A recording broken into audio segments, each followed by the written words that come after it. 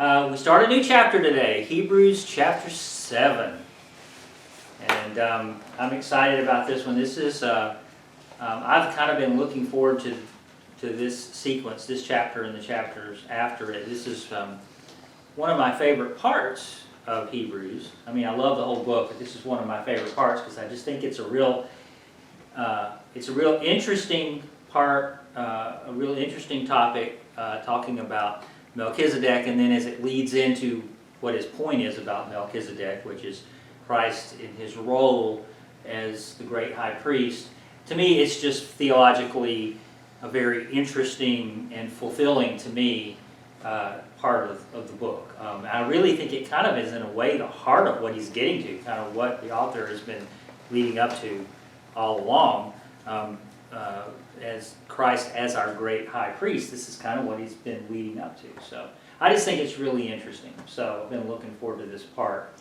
We're going to start in the first 3 verses, and we're going to be talking about about Melchizedek, who we introduced a few weeks back. As you remember, he was first mentioned. Sorry, I know you can't read this, James, but sorry. But anyway, as we begin verse 1 talking about Melchizedek, as you remember, the author of Hebrews first mentioned him back in chapter 5, in verse 6, where he was actually quoting from Psalm 110, which is a psalm of David that is generally regarded now as a messianic psalm. And one of the things that David says in Psalm 110, specifically verse 4, proclaiming him a priest forever in the order of Melchizedek. And of course that has been recognized as prophetic to Jesus. So when the author of Hebrews mentioned in chapter 5 verse 6, he was quoting from Psalm 110. Now the Bible introduces us to this individual named Melchizedek in Genesis chapter 14. In fact, other than the reference in Psalm 110 and the reference here in Hebrews, the only other time Melchizedek is even mentioned is in these few verses in Genesis chapter 14. Now, in Genesis chapter 14, we are in this particular chapter. What we're told about is this war between 2 alliances of kings. And we won't go into the details there. It's all detailed in those first 9 verses of Genesis 14. It mentions the 2 groups of kings that are at war with each other. Now, but one of those alliances included the kings of 2 cities known as Sodom and Gomorrah. And Genesis will, of course, talk more about them in a later chapter, but this is before all of that happened. So the kings of the part of the alliance that included the kings of Sodom and Gomorrah lost that battle. And the winning armies seized all of their goods and all of their food. We're told that in verses 10 and 11. But also in verse 12, and this is where Abraham comes into it, they also kidnapped this man living in Sodom named Lot. Now you probably remember, of course, Lot was Abraham's nephew. And they kidnapped him and took all of his possessions. And that was in verse 12 of Genesis 14. Now, Abraham, and at this point, he's still referred to as Abram. This is before God renamed him Abraham. He was still known at this point as Abram. When Abram hears of this, hears about Lot being kidnapped, he pulls together a small force of his own, about 300 people, a little bit more than 300 people. And it's actually kind of an interesting story if you ever want to go back and read through it, but he goes and ambushes under the cover of night. He ambushes the encampment of that army where Lot, and not just Lot, but a lot of other people from the city were taken captive as well, where they were, encamped. And this small group of like 300 people ambush them, and I guess they catch them by surprise, and they rescue Lot, they rescue all the other people, and they get all the possessions back that this army had captured. So it's actually a really interesting passage. That's from verses 13 through 17. It sounds like it'd be a cool movie, actually. I think. Yeah. Really interesting. And this is where we meet Melchizedek in verse 18. Now, now going back to Hebrews for a second, after mentioning Melchizedek in Hebrews 5:6, the author comes back in verse 11, and he says, we have much to say about this, but it's hard to explain. And that's when he stops and kind of takes, a detour and begins to spend time talking about spiritual maturity. And that's what really we've been talking about at the end of chapter 5 and into chapter 6. Talking about spiritual maturity, or in the case of his readers, their lack of spiritual maturity. And so he was saying essentially that I want to talk about Melchizedek, but it's a difficult subject. Not just Melchizedek, but what it leads into, the significance of Christ as our great high priest. And so that's why he stops and challenges them on their level of spiritual maturity and their level of understanding. And now he comes back to it. This is kind of what he was leading up to when he said, it's hard for you to understand. And that's why I'm concerned about your level of spiritual immaturity.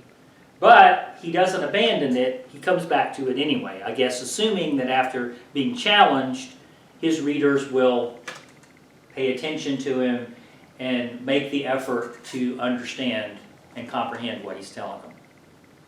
So all of that was, you can kind of see then, all of that from the end of chapter 5 through chapter 6 was sort of a challenge to his readers to step up their game so that they could get something out of what he was going to talk about, or else he would just fall on deaf ears. It would be useless to him.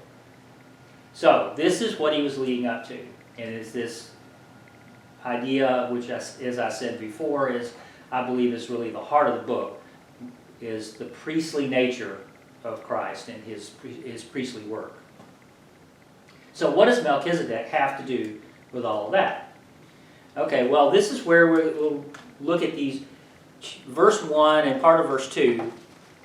The author tells us a little bit about Melchizedek, and he's essentially summarizing what was in Genesis 14. This Melchizedek was king of Salem and priest of God Most High. He met Abraham returning from the defeat of the kings and blessed him. And Abraham gave him 1/10 of everything. So this first thing we see about Melchizedek is he was the king of Salem. Now what was Salem? Well, many sources will say that Salem was merely a shortened version or an early version of the city of Jerusalem. Now that is possible, but this isn't certain. Nowhere in Scripture is Jerusalem called Salem or vice versa. The similarity between the names could just be a coincidence. As we'll see later when we talk about what the name Salem means, you'll see it was a fairly common word in Hebrew, so it wouldn't be that hard to imagine two different cities might be called Salem. But it is possible that it was an early version of Jerusalem. We just don't know. That's what most scholars think that that's what it is. Yeah. But it's not called that anywhere else. That's why it's not certain. This is the only place where it would be referred that way. So he was the king of Salem, and he was also, and this is where it's interesting, he was priest of the God Most High. Now that phrase, God Most High, is the Hebrew El Elyon. It's interesting that he's called the priest here. There's no evidence that he's related in any way to Abram. Yet the Scripture clearly indicates that he believed in and worshipped the one true God, and not one of the many false pagan gods of the area or of the time. Also, he holds a dual office, priest and king. This is distinct, really, from the form of theocracy that the nation of Israel would later have, where the office of the king and the office of the priest were two different offices. Here, this king of Salem is priest and king at the same time. This is very unique. So he says he met Abraham returning from the defeat of the kings, and of course this is a reference to Genesis 14:18, where in Genesis it says, "Then Melchizedek, king of Salem, brought out bread and wine." So the king of Salem comes out to the victorious Abraham, and essentially they have a big party celebrating the victory, celebrating getting all of the spoils of war back, celebrating releasing all of those prisoners, including Lot. Because it does say in Genesis it wasn't just Lot, it was all the people that were taken captive by that conquering army. So it was a big celebration that they had a big party. And it says Abraham gave him a tenth of everything.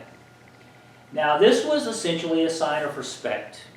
All the spoils of war that he had gotten, he paid tribute to this king of Salem, Melchizedek, by sharing with him a tenth of his spoils of war. It was a sign of respect. It was a sign of honor. It was an indication that Abraham considered Melchizedek as greater than himself, worthy of this tribute.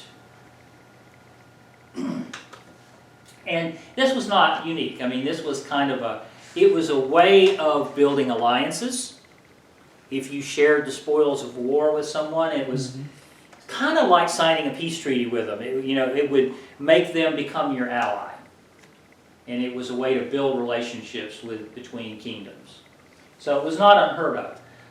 But it does indicate that he considered this Melchizedek as someone of greater status and power than him, worth paying tribute to in this way. So, verse 2, the last part of verse 2, and I love this. We see here the author of Hebrews is just like me. He likes to tell you about the meaning of words in their original language. Did you write Hebrews? It's just in this case it's Hebrew instead of Greek. So the author tells us in the second part of verse 2, first, his name means King of Righteousness. Then also King of Salem means King of Peace. So see, he loves to go into the original languages just like me. See, it's not just me. So he gives the meaning of these words. And the name here, Melchizedek, what he is saying, it's actually transliterated here directly from the Hebrew. The beginning of it, Melech, means king. And Sedek, which is the second part of that word, means to be right, or to be in the right, in the legal or moral sense. And so that's why it means king of righteousness, king of being in the right.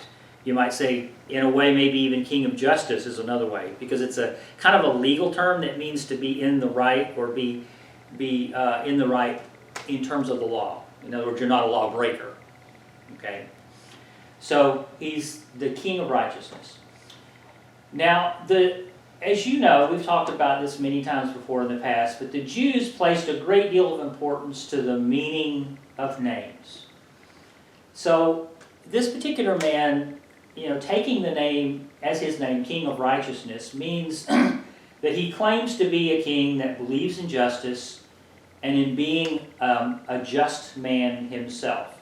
Now, I know you can say, well, he was given that name, at birth, but likely he would not have been able to legitimately hold on to that name, at least not without ridicule, unless he really was a just man. I mean, imagine if you were taking the name King of Righteousness and you were really a corrupt person. It would be hard to hold on to that name, at least not without a great deal of ridicule by your enemies, if you really were not. So, obviously this man made a point of being a just and righteous man. That's just a supposition, but I think it's a safe guess. Then also King of Salem. Now, Melchizedek was his name, but his title was King of Salem. And this means King of Peace. As the author points out, Salem is a form of the Hebrew word shalom, which means peaceful, safe, or friendly. So the author tells this just king who rules over a city of peace and safety. So he's given us a little etymology there. So now in verse 3, this is where it kind of gets interesting and where there's, once again, more than one way to interpret what he says. Verse 3 tells us something about, you might say, his nature. And this is where we get into this having to come up with an interpretation. Without father or mother, without genealogy, without beginning of days or end of life, like the Son of God, he remains a priest forever. Now, you've heard me say many times in the Greek, whenever you have a word in the Greek that has the prefix a in front of it, that means it's negating the meaning of whatever that word is. It's like putting not in front of it. So the beginning of this particular sentence, a pater, a mater, it's basically the Greek words for mother and father, pater and mater, with a in front of it, meaning not or without. These are, and you probably recognize these because the Latin words for mother and father are very similar, and it's where we get words like paternity and maternity. They come from the Latin version of these, but Greek is very similar. And so the words were generally used to describe someone who either A, was an orphan, that is, they're motherless and fatherless because their parents were dead, or simply somebody of unknown parentage. We don't know who the mother and father is. And with the phrase without genealogy is a similar format. It's the word genealogitos with an A in front of it. So it's almost like it's transliterated really into English. It's essentially the same word. And it means without a pedigree or without a genealogy. That is, no one knows the family tree. So when you go on Ancestry.com and you see the little box that says Melchizedek, you'll see mother and father above it with question marks, and descendants below it, question marks. That's what you see on Ancestry.com for Melchizedek. Now, this has nothing to do at all with this lesson, but just because this kind of thing fascinates me, I just want to point out the word genealogitos, where we get genealogy from, that in itself is a compound word.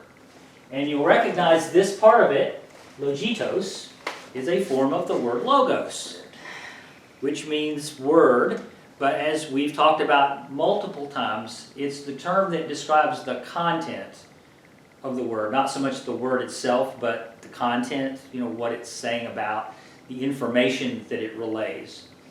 And then the first part of that, geneo, means essentially descendant, okay? So what genealogy means is information about descendants. That's what the word literally means in the Greek. And with an A in front of it, okay, we're pixelating. We're pixelating. Oh. So anyway, without genealogy means there's no information about their descendants, okay?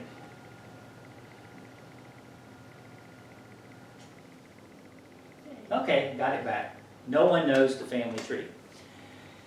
And then, without beginning of days or end of life, essentially that means no one knows his birthday, no one knows the day he died, nothing really is recorded about his life beyond these few verses.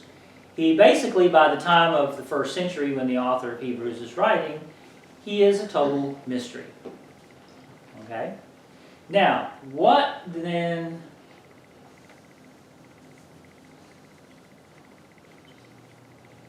Okay, good. What then are we to make about this? What are we to make of this mysterious description?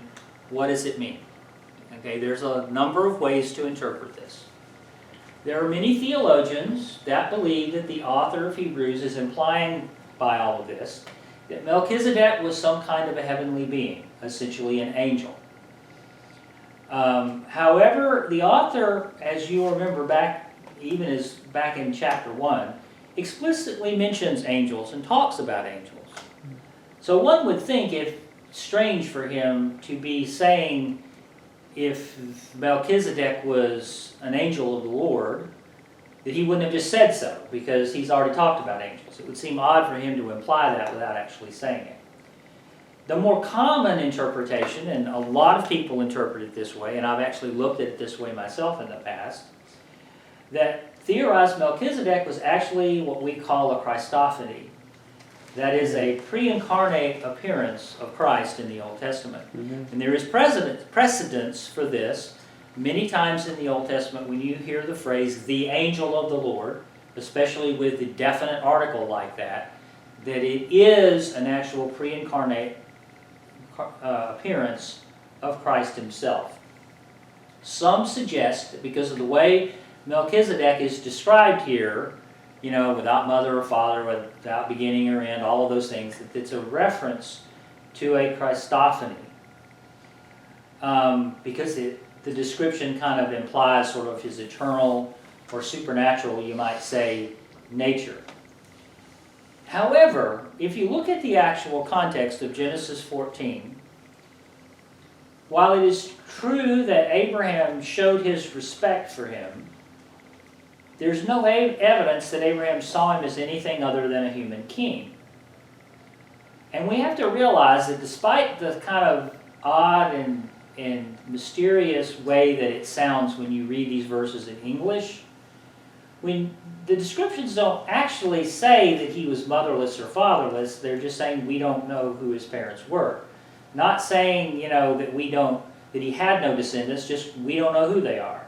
We're not saying he had no date of birth, just we don't know what they are. I mean, literally in the Greek, that's what he's saying. We just don't know anything about him. He's a figure of history that appeared.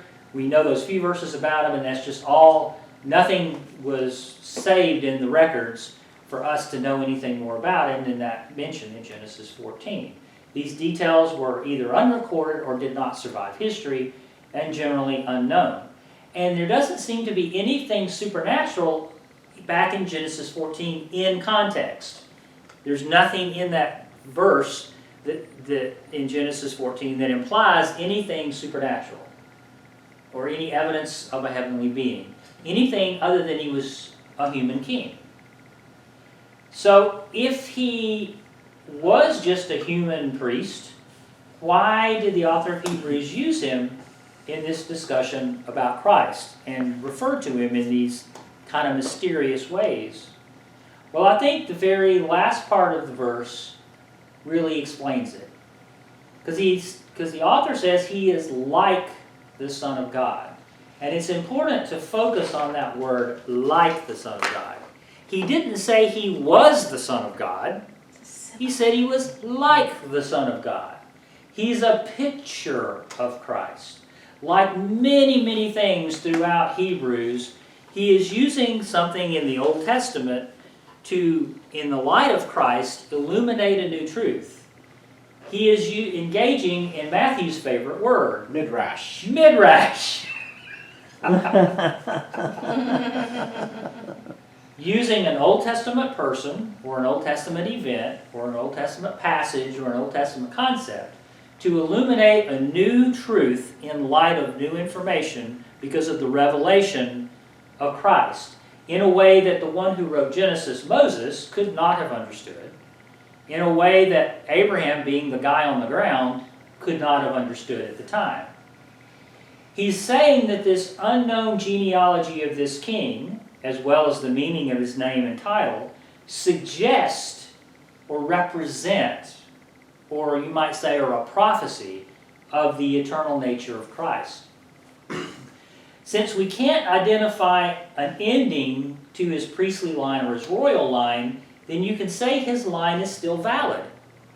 If you can't say when his line ended, then you can make a claim that at the time he wrote Hebrews, his priestly line still existed.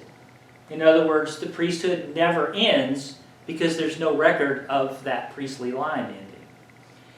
It's this unending nature of his priestly office that is a picture of the eternal nature of Christ's priestly work, which he will get to later on, verse 27, when he says his priestly work was once for all.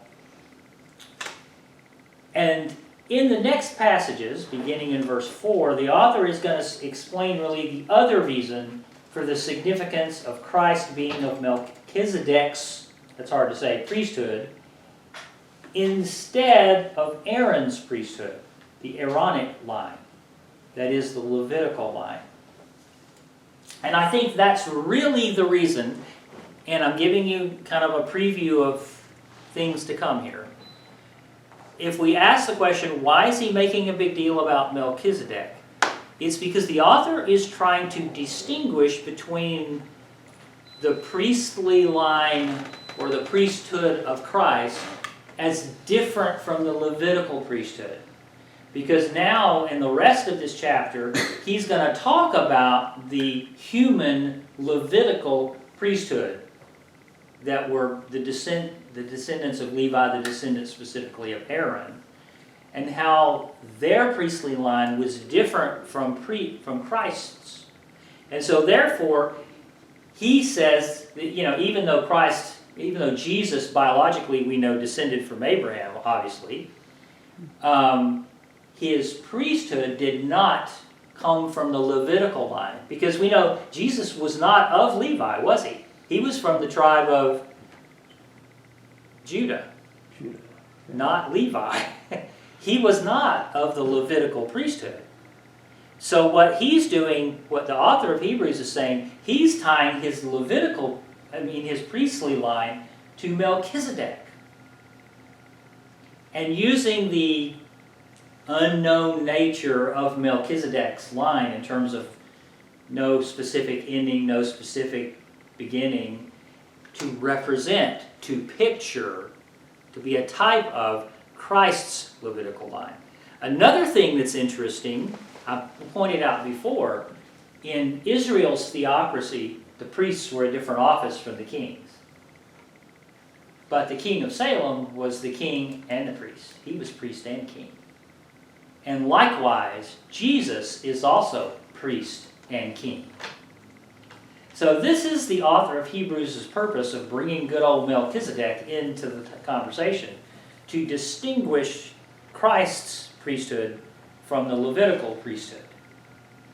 And in the first 3 verses, he's using the origins of it to show the distinction.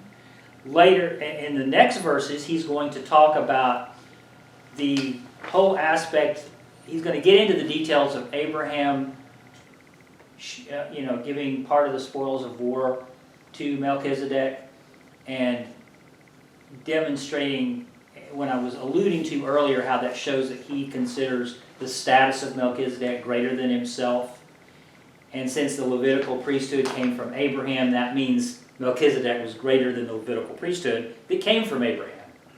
So it's kind of like the transitive property, he's going to trace it, that aspect of it in the next verses. And then ultimately he'll talk about the work and the efficacy of the priesthood when we get toward the end of chapter 7, comparing the once-for-all priestly work of Jesus versus the having to go back every year for the sins of the people and their own sins, like the Levitical priesthood. So he's showing a contrast. And he's showing the superiority of Christ's priesthood. And that's really the heart of the book of Hebrews. So, we'll leave it there, and we'll pick up in verse 4 next week